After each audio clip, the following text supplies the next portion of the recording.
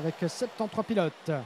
Bienvenue à toutes et tous, si vous nous rejoignez sur la chaîne YouTube IAME Series Benelux et sur la page officielle Facebook IAME Belgium.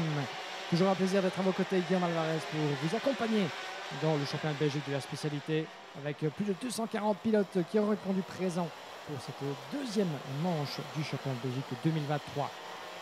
Après deux manches juniors remportées de belle manière par Sacha Van Padbosch et Tyrone Kinnaert, place à la catégorie reine. 73 pilotes présents pour les X30 seniors avec la première confrontation entre les groupes A et D. Nous avons donc les pilotes les plus rapides de la série qualificative, des trois séries qualificatives qui ont décidé de l'ordre de départ pour les manches. Chaque pilote de la catégorie senior devra donc disputer 5 manches qualificatives pour espérer se frayer un chemin jusque dans les 36 meilleurs pour la finale de samedi fin d'après-midi. Eli Goldstein, Sam Balota, deux de nos protagonistes préférés en quelque sorte de l'IAME Series Benelux, qui seront côte à côte sur la première ligne de la grille de départ. Enki Kalteren qui a terminé deuxième de l'IAME Hero Series à Mariembourg il y a quelques semaines. Gare à lui sur les couleurs du team RSD Karting. Marcus Glum sur la deuxième ligne à ses côtés. Puis nous aurons Hugo Besson et Ils Pruvost sur la troisième ligne, suivi de Aaron Ferrazzano, vainqueur du championnat de Belgique et vainqueur ici même à Austricourt il y a un an. Berend Vandenburg à ses côtés, Arthur Monzor et Matthias Van de Kerkhove, cinquième ligne, suivi de Delano Wellens, Mathieu Van de Kerkhove, Gaëtan de Brabander, Théo Pirmet, Connor Grant, Peter Stiller, Florent Dirda, Terz Verskoor. Je n'aurai pas le temps, le feu vert est donné, on est parti à l'assaut du premier virage. Green, green, green, un excellent envol de la part de Eli Goldstein, qui directement conserve l'avantage de sa pole position, ne s'en laisse pas compter, ça passe plutôt bien pour l'entièreté des pilotes. J'ai parlé trop vite avec un des concurrents dans le bas-côté, le premier gros freinage de l'épingle du virage numéro 3, Goldstein qui se maintient devant, Balota deuxième, Kalteren troisième, et passé devant, je pense que c'est Enki Kalteren effectivement qui est allé se frayer un passage là-bas jusqu'en deuxième position.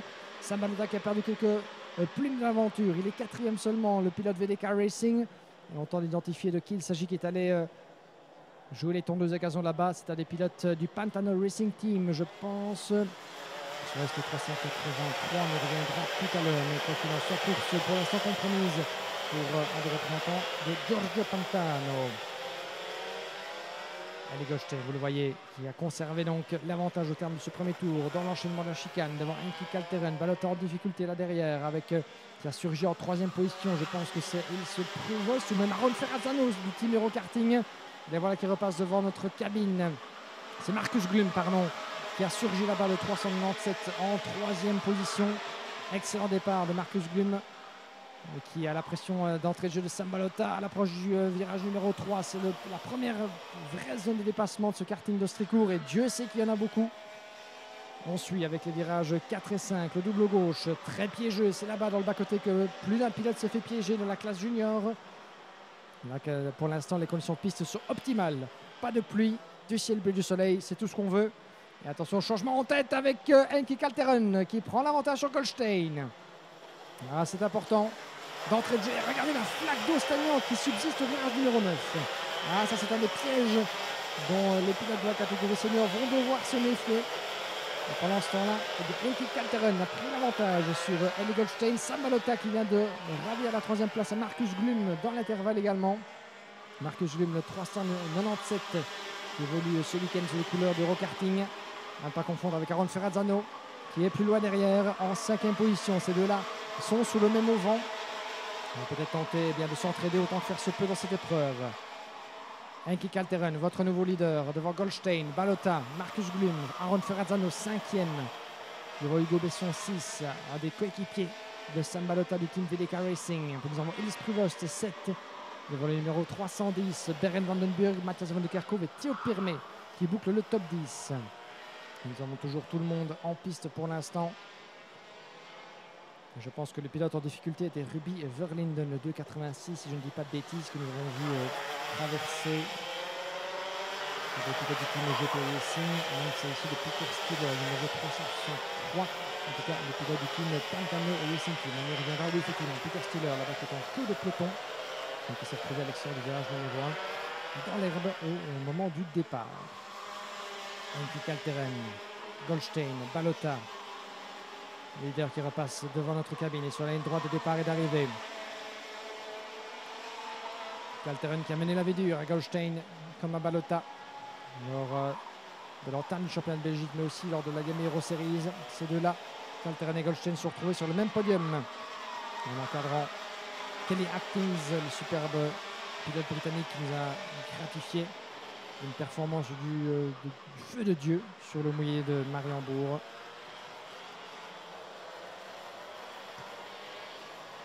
Pour l'instant, c'est une victoire de manche que se disputent non pas ces deux-là, mais ces trois-là, puisque Sambalota revient très très fort. Et évidemment, les pilotes qui ont bien vu ce qui s'est passé lors de la manche junior précédente se gardent de mettre le roue trop sur le vibreur du virage numéro 9. Chicane, et attention, Goldstein, il contre-attaque qui passe. Changement de leadership juste avant la chicane, et voilà Sambalota qui voit l'ouverture et qui en profite. Ah, bien géré de la part de Sambalota, qui a profité de l'ouverture générée là-bas par Eli Goldstein pour s'infiltrer en deuxième position. Et c'est effectivement ce qu'il devait faire, Sambalota. Sans quoi, eh bien, il aurait totalement perdu le contact avec Eli Goldstein sur ce coup. Calteren va tenter de contre-attaquer à l'approche du virage numéro 3. Ça ne passe pas encore. Goldstein, évidemment, rien de débutant. Le quadruple champion de Belgique, vainqueur de la Game Hero Series la saison précédente. Balota qui est dans sa roue, qui tente de trouver l'ouverture, qui tente de faire vaciller son meilleur ennemi. Balota qui, depuis maintenant tant d'années, eh bien, rêve de faire main basse sur le titre de champion de Belgique. Ça passe par cumuler les bonnes performances ici à Austricourt. Et justement, il a sans doute entendu puisqu'il prend l'avantage sur Goldstein dans l'épingle du virage numéro 11. Bien négocié de la part de Balota en tête. Goldstein qui ferme la porte. Gare à Calteren et qui contre-attaque. Quel superbe point de vue nous avons là-bas dans la chicane. Goldstein qui n'a été doublé que pour l'espace d'un virage et qui recroise sa position avec Balota qui signifie à Enki Calteren: reste avec moi. Jouons la montre, puisque Goldstein est repassé devant. Il va tenter de creuser l'écart, évidemment. 3 dixièmes entre Balota et Goldstein. Calteren doit rester avec Balota s'il veut espérer encore pouvoir faire quelque chose dans cette épreuve. Et pendant cela, Aaron Ferrazzano est remonté en 4e position devant Ils Prevost. Théo Pyramès 7e et Hugo Besson qui a perdu dans l'aventure. 8e seulement pour l'instant devant Conor Grant et Arthur Vonzor. Et on suit de près évidemment cette bataille à 3 pour la suprématie dans cette manche. Et le pilote qui escalade maintenant a plutôt allègrement le virage vibreur du virage numéro 9. Les craintes d'un tête à queue d'une flaque un peu trop stagnante, eh bien, se semble s'être dissipées. On regarde évidemment à l'eau qui dort, comme on dit, puisque vous l'avez vu avec Quinton Van Leeuwen, le pilote du Falcon Racing Team en manche junior précédemment. Il suffit de mettre les roues un peu trop allègrement dans l'eau et vous vous retrouvez en tête à queue sans même vous en rendre compte. Il n'en est rien. Goldstein, Balota, séparé par 3 dixièmes. Enki Calteren, qui joue les arbitres de luxe dans ce match au sommet au niveau du classement général du championnat. Eh bien, c'est un 4e larron qu'il faudra compter évidemment dans l'équation. C'est Ruben Moya, lui qui s'est imposé dans les manches et en finale à Mariembourg à l'entame du championnat. Et attention, le changement, Sambalota qui prend la première place. Ça sentait venir évidemment, ça fait partie du jeu. On s'échange de position, on se jauge. On regarde un petit peu, on teste les endroits du circuit où éventuellement son adversaire s'avère un petit peu moins saillant au niveau de trajectoire, un peu moins alerte. Et regardez comme à l'entrée de la chicane, eh bien, Goldstein parvient à reprendre l'avantage. Je dirais chicane, c'est le virage numéro 12, juste avant cette section de virage. La dernière courbe, le virage numéro 15, à fond. Pedal to the metal. Comme on dit en anglais. À fond l'accélérateur, on écrase le champignon en sortie de cette courbe. Regardez d'ailleurs comme certaines des sections là-bas de la ligne droite vers le virage numéro 3 sont encore assez humides. Ça tient à la proximité en fait de la piste avec la bordure herbeuse et les arbres autour du circuit d'Austricourt. Vous n'avez pas l'occasion de le voir, mais nous sommes vraiment dans une cuvette ici au karting de la métropole, non loin de la ville de Libercourt, non loin de Lille également. Et dans cette cuvette, entourée d'une haie naturelle, une énorme haie d'arbres, aussi pour se garder les environs, d'être perturbés par les nuisances sonores. Et par hasard, évidemment, ces arbres ont été érigés tout autour du karting d'Austricourt depuis maintenant 1996 que ce tracé existe. Mais la proximité de ces arbres, évidemment, joue sur l'humidité de la piste et joue sur sa capacité à sécher plus rapidement qu'ailleurs. Et là où la majorité du circuit sèche, eh bien, certaines portions subsistent. On est de retour là-bas, justement, dans le virage numéro 3, le plus proche de cette fameuse zone d'arbres. Ça ne semble pas perturber outre mesure. Eli Goldstein qui conserve l'avantage sur Sambalota. Enki Calteron, troisième. Quatrième place pour Aaron Ferrazzano à 2 secondes, qui a 1 seconde 7 d'avance sur Ilse Pruvost. Toujours sous la menace de Berend van den Burg, le pilote néerlandais, le numéro 310. Des écarts relativement conséquents là-bas dans le haut du peloton, si ce n'est entre ces trois-là. Qui pour prendre l'avantage sur son rival, qui pour tenter l'estocade. L'expérience doit évidemment jouer à ce niveau de compétition. Et Sambalota qui est au virage numéro 12, et bien réitère sa manœuvre. Et bien voilà qui reprend l'avantage sur Goldstein. Goldstein sait qu'il doit répondre dans le virage numéro 15. Et bien ça s'est encore rarement vu. Et il n'a pas l'air très satisfait, Goldstein, puisqu'il sait que en devant constamment contre-attaquer, en se battant comme ça, c'est la porte ouverte pour Calteron qui prend la deuxième place dans le virage numéro 2. Enki Calteron prend le relais de Balota pour aller chasser le leader, Eli Goldstein, qui est de retour en tête. Il continue de se battre, évidemment, tenter plus Eli Goldstein pour conserver l'avantage. Mais il sait que la menace pointe encore derrière lui. 10 secondes encore au chrono. Il faudra encore rajouter un tour après celui-ci. Et Enki Calteron qui tape à la porte, qui tambourine même et qui passe. La porte est entrouverte, mais Goldstein qui la referme directement avant la chicane. Et ça pourrait profiter à Aaron Ferrazzano. Regardez qui revient depuis la 4e place. Aaron Ferrazzano et Sambalota sentent évidemment le retour du pilote Eurokarting. Il ferme la porte dans l'épingle du virage numéro 11, dans le 12. Il n'a plus du tout évidemment Enki Calteron et Eli Goldstein en tête, Sambalota. Maintenant, il doit conserver cette 3e place coûte que coûte, puisque non seulement Aaron Ferrazzano, mais Ilse Pruvost reviennent dans la balance. Oh, ça va être indécis jusqu'au bout. Ça va être indécis jusqu'au bout entre ces trois-là. Alors que devant, eh bien, Calteron est passé. Enki Calteron est passé alors qu'on suivait la bagarre entre Balota et Ferrazzano. Eh bien, Calteron a pris l'avantage sur le pilote belge. Représentant du châssis italien Télécarte, évidemment. Calteron en tête, Goldstein deuxième avec déjà une demi-seconde qui vient de se prendre en un demi-tour.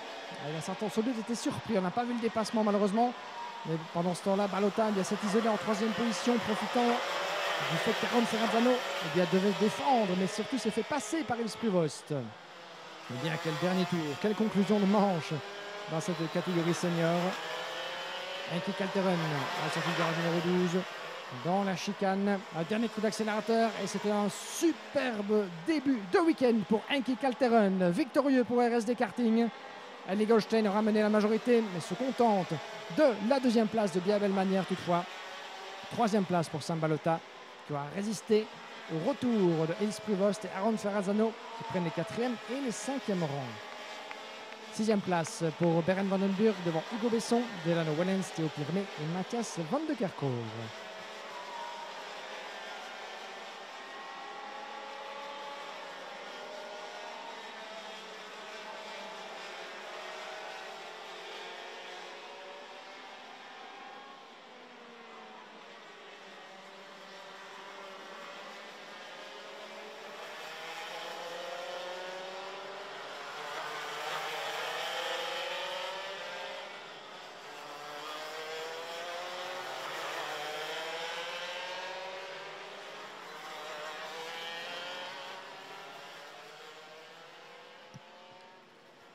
Et voici le classement donc, de cette manche qualificative A contre D. Classement encore provisoire évidemment, une fois le passage par la pesée.